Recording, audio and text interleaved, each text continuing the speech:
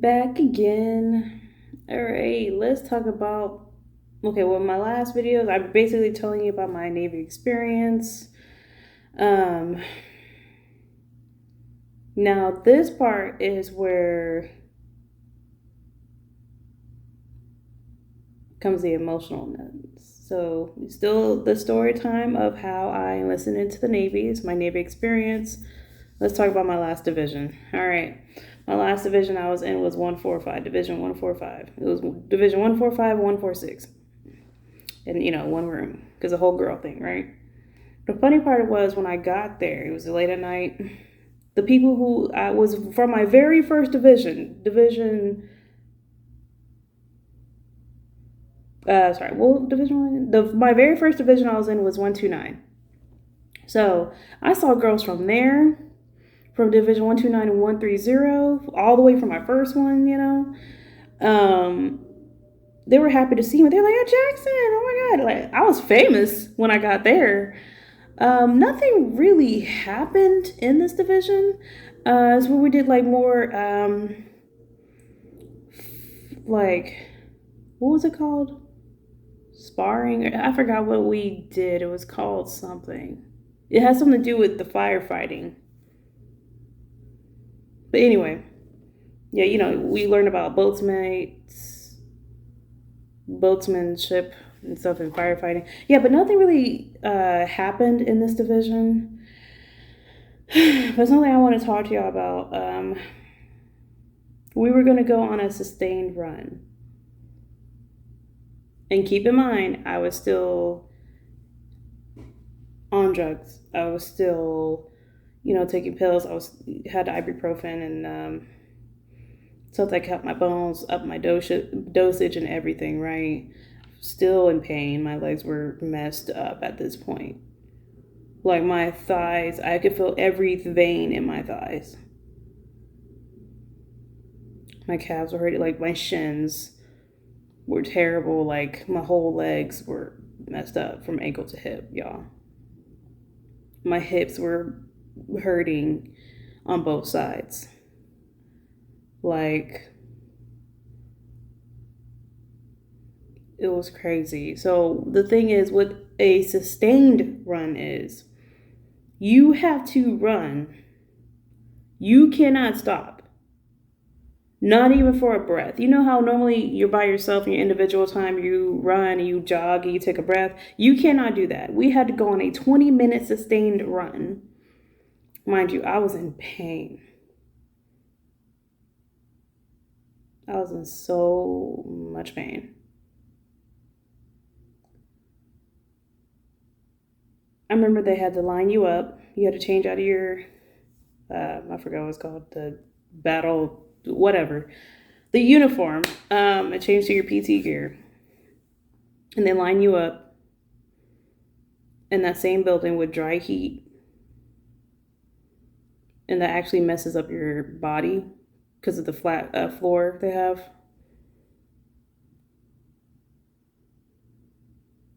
I remember it saying 3, 2, 1, go. I remember I tried to lift up my leg. I tried to lift up my right leg. And I put it back down. I tried to push out a run so bad. I was literally jogging. I was hurting so bad.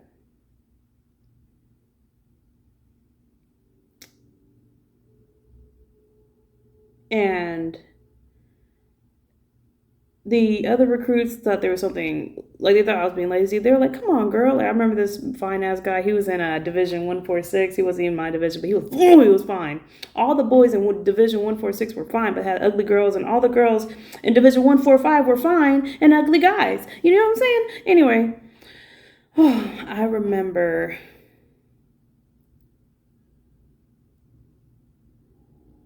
after even going half a lap, I couldn't even do a whole lap. I took myself out.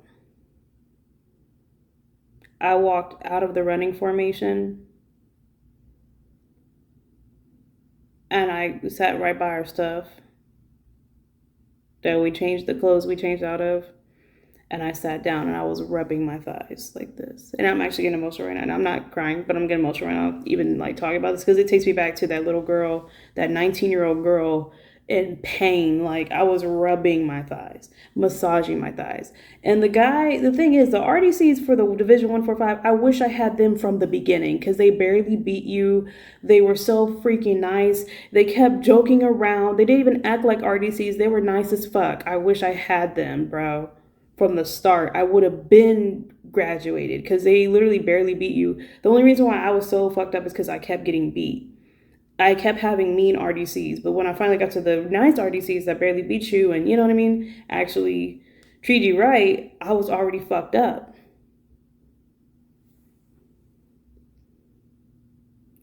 I remember one of the petty officers, he was really tall.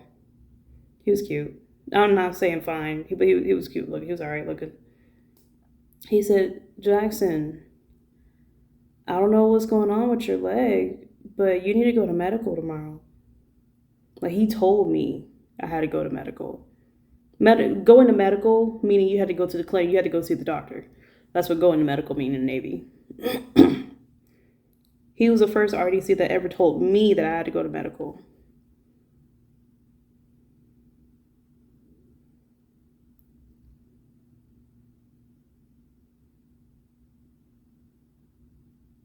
He took me to medical. I went to medical the next day. This is the part when he gets emotional. I went to see the doctor at Smart, the fucking bullshit ass, condescending, passive aggressive ass, monotone ass doctor that don't know shit about anything medical. But I went to him. That's when he diagnosed me with posterioritis. My legs were fucked up and I knew it, okay? He asked me, he said, because the thing is, I was like literally at the end twice. In Division 135, I was at the end basically, like 1 week left, and then and the last division I was in, I was 1 week left. So he asked me, he said, I don't know, I forgot how he proposed his words. He was like, well, if you go become SIQ or LLD again, they're just gonna, I forgot what he said exactly. He gave me the decision, basically, you want to go home? Or he was telling me about, oh, we have this program for the RC. He was talking about RCU, where it was the recruit recovery unit I was talking to you guys about how they just sit in the fucking bedroom in a dark ass room and expect them to heal. So hopefully 6 to 8 months later, they'll put them back in training to see if they'll graduate.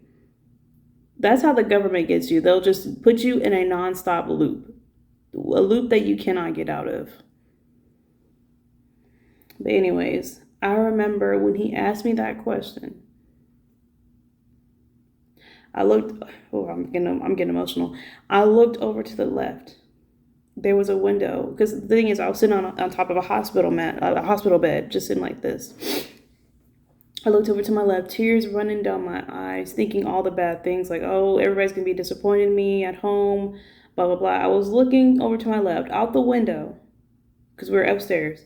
Out the window, I saw, divisions going by, calling cadence, left, right, left, left, right, left, left, right, right, left, line, left, right, left.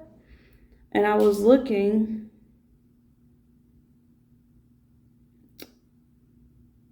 I was thinking, God was just telling me, Pika, it's time for you to go.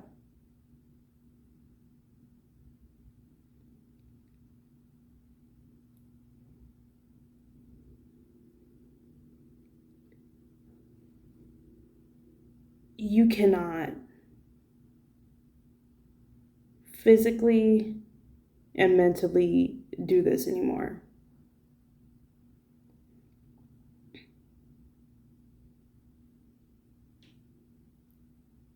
That was the hardest decision. Well, one of the hardest decisions I've ever made. I said with tears in my eyes, snot in my nose, rocking back and forth on the hospital bed like this. Looking at the window, down on my legs, looking out the window, looking down at my legs, thinking about life, thinking about my goals, thinking about my dreams, thinking about my future. I said,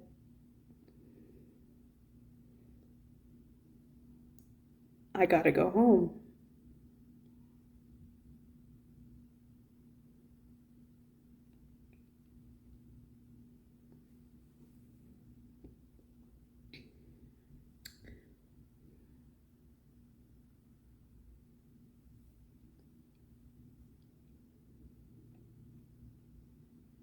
I couldn't be in pain anymore, you know?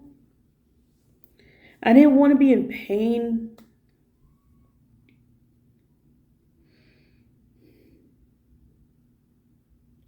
God was just telling me, Pika, like, look, you're doing all this right now. You don't even want to be a doctor. You're putting yourself through all this pain. You don't even want this. Your parents and your fucking judgmental, closed-minded family told you had to be a doctor or a lawyer, or else everything else is just stupid. You don't even want this. What are you even putting your body through this for? To what? Impress your parents? Impress family that you don't even talk to anymore? I'm literally 22 and I don't talk to anyone. Like, this is something I will say. I will never regret my decision.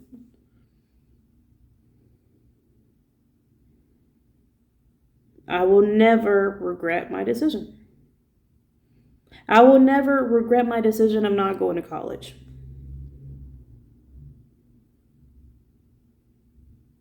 I will never regret my decision for getting a medical discharge from the Navy.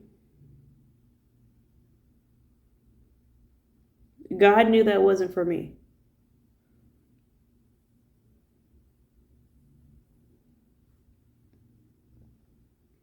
So he made me limited and light duty. He made me LLD on my paper, on my chit, doctor note, for 30 days.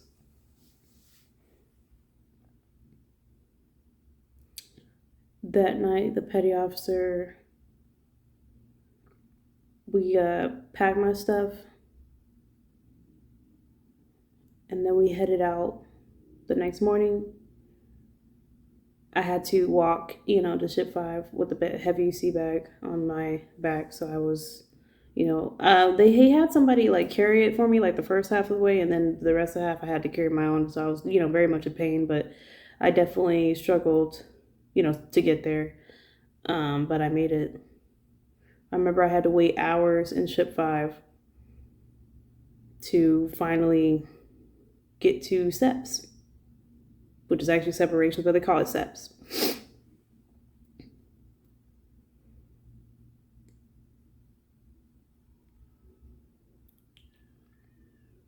And with SEPS, there was 200 girls in one big room.